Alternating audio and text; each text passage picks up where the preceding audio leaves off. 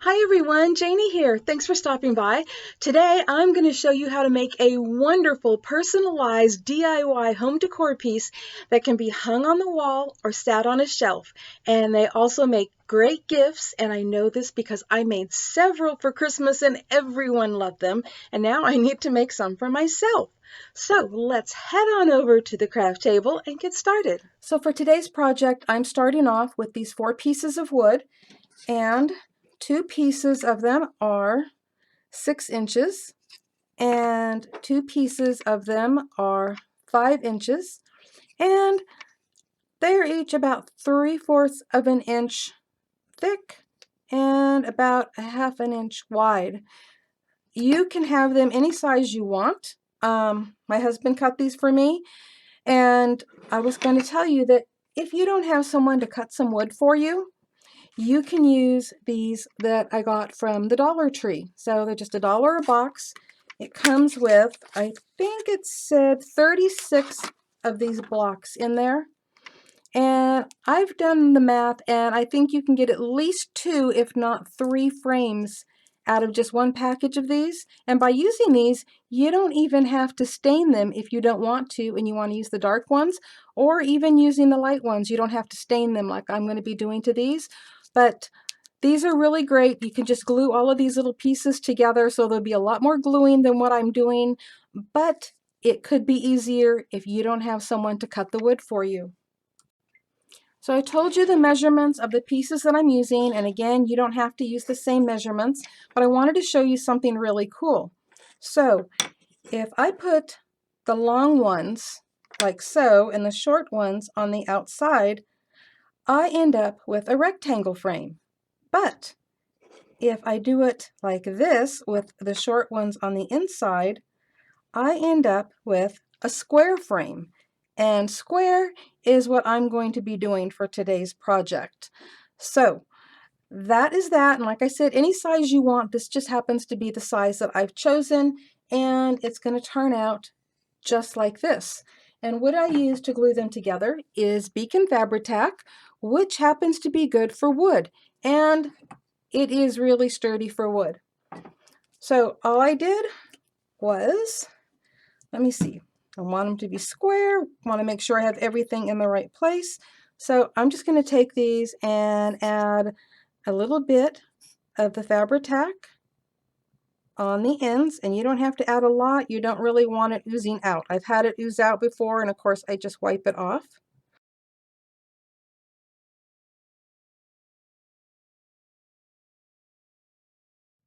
And you want to push it, but be careful that you don't push so hard that your frame goes out of shape. And I'll show you one thing that I do. Let me grab them right here. I have a couple of wood blocks, and so I like to, and actually I've got it going the wrong way to do that. Okay, there we go. I like to put one at either end and then just press and hold it for about 30 seconds just to make sure that it's grabbing on really good. And then once I do that, I set it aside and let it dry for about 24 hours. Even though it's dry a lot sooner, you really want it to cure. And so after I do that, I'm going to be staining these, and you can stain the pieces ahead of time if you want, but I like doing it afterwards. I have got my wood stain, and this one is called Kona. And what that looks like when it's dry, let me grab a frame I've done before. It looks like this beautiful, rich, dark wood. I just love it. And I've got me a paintbrush, and actually I'm going to go grab a cloth as well. Some people stain with a brush, some people stain with a cloth. I do both. So I'm going to go grab that. Okay, I've got my gloves on, I've got my apron on. I grab my cloth, and actually what I'm using is a paper towel, but the paper towels we use are very cloth-like, and it makes it really nice because I can just throw it away when I'm done. So here we go.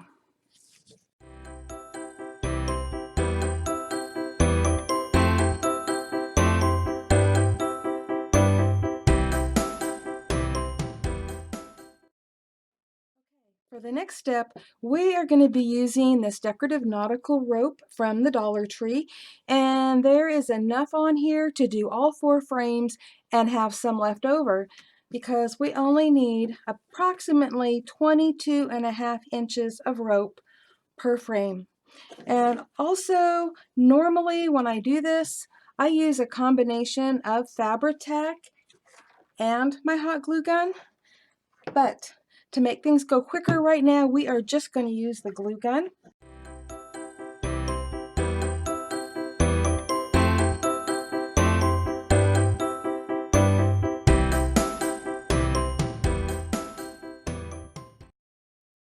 Okay, we have all 4 frames sitting here ready to go, and the next step is I'm going to be gluing the frames together so that this all becomes one piece. And I am definitely going to be using my Beacon Fabri-Tac for that, which is the same thing I use to glue the wood together to make the frames because I know this is really going to hold. But I am also going to add a drop of hot glue on either end to help it hold, and I'm also going to be using some clamps to hold it together until the beacon is dry. So let's get started on that.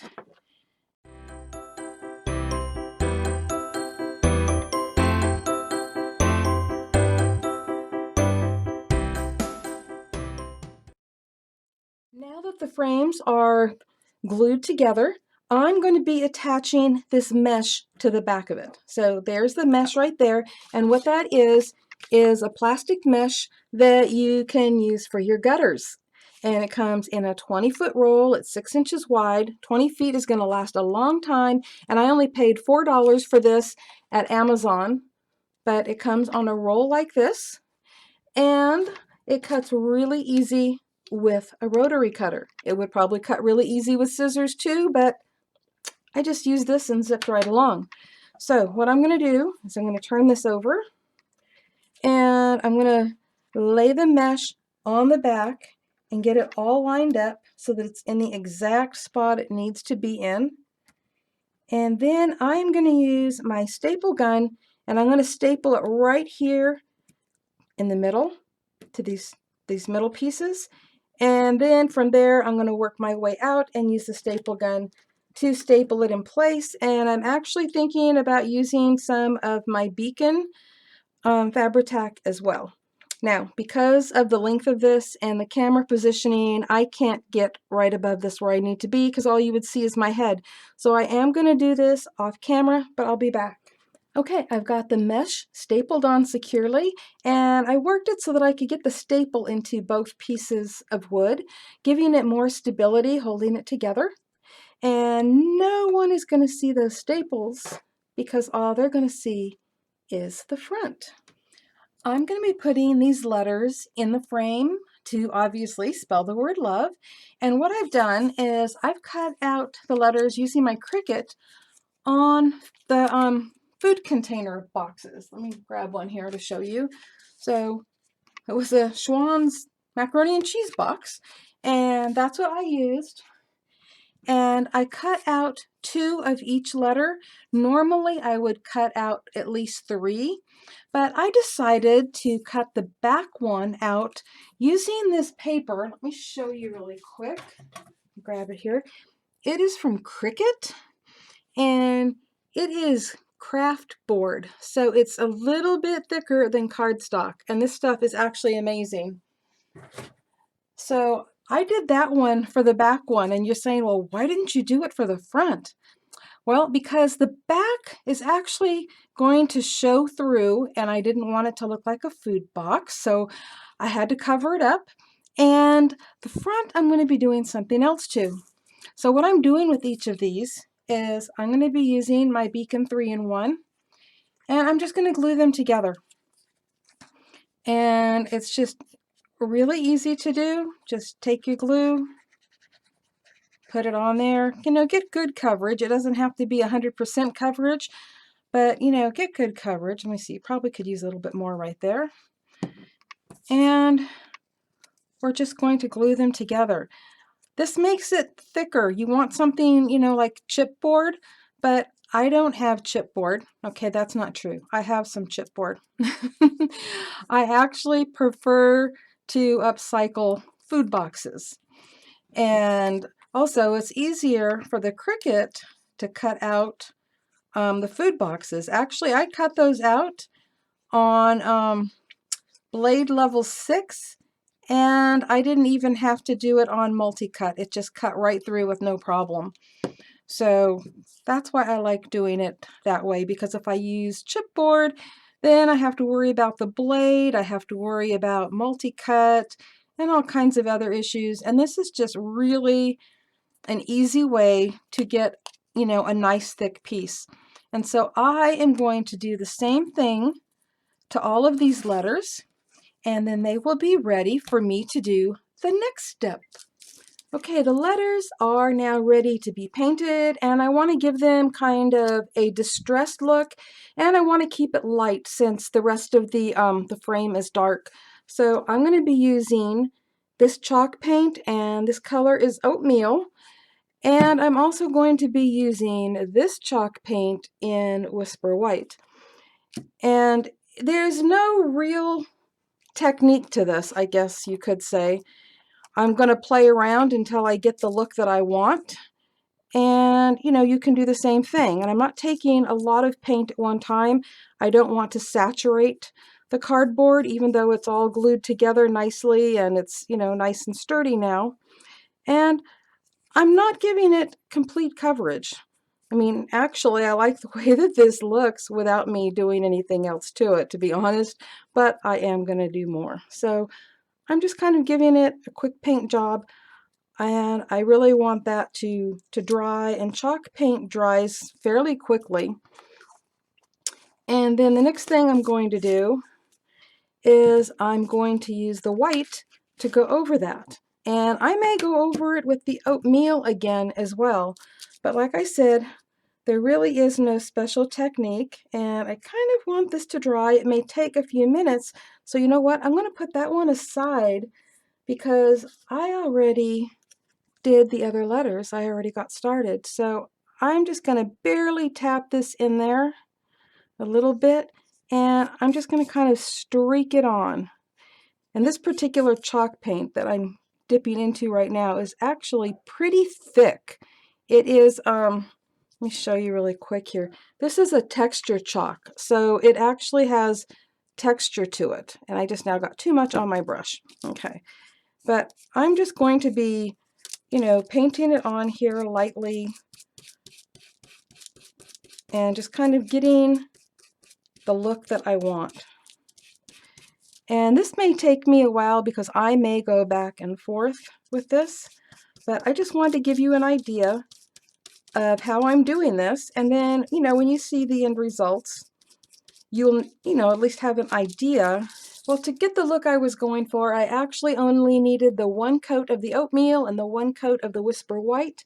And I was able to get this wonderful rustic weathered farmhouse look, which is exactly the look that I was going for, and I love it. And after that dried, I gave it a coat of this cream wax to protect it. And you don't have to use this. This is optional, but I like using it, and it's easy to use. The directions are right on the jar. And now it's time to adhere the letters to the frame. And to do that, I have cut out the letters in that black cardstock. Well, it's not cardstock. It's a little bit thicker than cardstock that I got from Cricut. And what I'm going to do is, let me grab the frame right here to show you. I'm going to take a letter and I'm going to put some glue on that. I'm going to be using my Beacon 3-in-1, and I am going to put it up against this. And of course, I'll have this sitting down flat. And then I am going to add some more of my beacon, and I am going to glue it like so. So the two pieces are glued together with the mesh in between. And I'm going to do that in each of the squares for each of these letters. And I'll be back when that's done. Before I add the finishing touches to the front, I am going to take a piece of twine that is just the length of this sign, and I am going to use my Fabri-Tac glue to glue down the ends, And then I am going to use my staple gun and add a staple just for extra security. And the reason I'm doing that, as you can see, it's going to hide the twine behind the sign.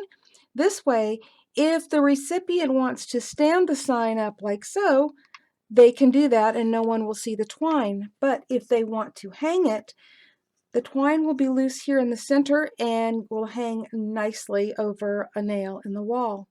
So I'm going to do this off camera because all you will get to see if I did it on camera would be the back of my head while I'm trying to line the staple up. Okay, and with that out of the way, it is now time to turn this over and do a little decorating, and I'm going to keep this really simple. I'm not going to like put a bunch of stuff all over this. So let me grab the flowers I'm going to be using. And like I said, I'm keeping it really simple. So I'm going to be putting a flower and some leaves here, and then on the top part there, and on the opposite end, the opposite corner down here. And to do that, I'm going to be using my Fabri-Tac, but I will also probably be using my glue gun a little bit too, and some scissors, because I'm actually going to be cutting one leaf off since it's just going to be hidden anyway. And let's see, I have to decide here if I'm going to cut those leaves off and put them in separate places so that they're both going to be seen, and I think that's exactly what I'm going to do.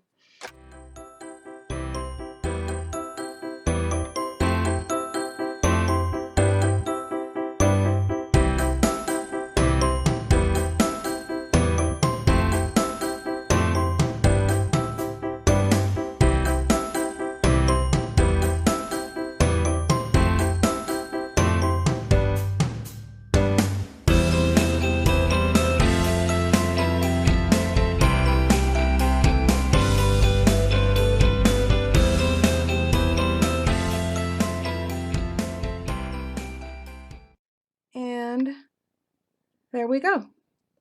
Now I'm going to do the same thing at the other end. And here is the finished project, and you can hang it on a wall or you can sit it on a shelf. And another option is spelling out a name like I did on these I made for my kids. And of course they can be made square or rectangle like this one. There are so many options, and I'm sure you have some ideas of your own. Thank you all for stopping by today, and I just want you to know how much I truly appreciate all of your comments and your thumbs up. And also be sure to check below in the description box for links that might be of interest to you. And there's also going to be links to some of my videos that might be of interest to you, and they will be popping up on the screen as my video is ending. Have a blessed day and happy crafting, everyone. Bye-bye. If you like this video, I hope you give it a thumbs up. And if you're not already subscribed, I hope you consider that too. And if you do, be sure to click the little bell next to the subscribe button so that you don't miss out on any upcoming videos or giveaways.